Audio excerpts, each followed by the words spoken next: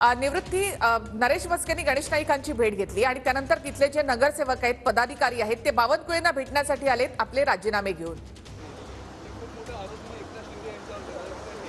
नक्कीच निखिल, आम्ही सध्या भाजप प्रदेश कार्यालय जे आहे त्या कार्यालयाच्या बाहेर आहोत। आपण पाहतोय की नवी मुंबईतील भाजपचे सर्व पदाधिकारी जे आहेत ते आपला सर्व राजीनामा जो आहे तो राजीनामा घेऊन इथं भाजप प्रदेशाध्यक्ष कार्यालयामध्ये पोहोचलेले आहेत।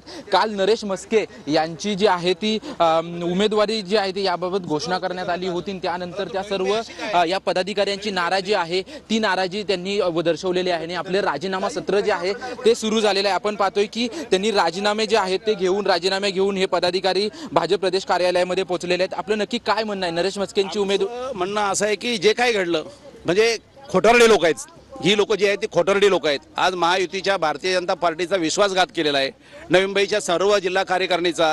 आज या ठिकाणी महामंत्री आहेत, सूरज पाटील महामंत्री आहेत, नेत्रा शिर्के महामंत्री आहेत, पाठीमागे शुभांगी पाटील महामंत्री आहेत, मी स्वतः जिल्हा उपाध्यक्ष आहे, सगळे नगरसेवक आहेत। आज 65 नगरसेवक ज्या नेत्याच्या नेतृत्वाखाली भारतीय जनता पार्टीमध्ये 2019 साली गेले, अतिशय मजबूत असणारी महानगरपालिका भारतीय जनता पार्टीच्या ताब्यात गेल्यानंतर त्या ठिकाणी पहिलाच खंजीर खुपसण्यात आला आम्हाला काही विधानसभेच्या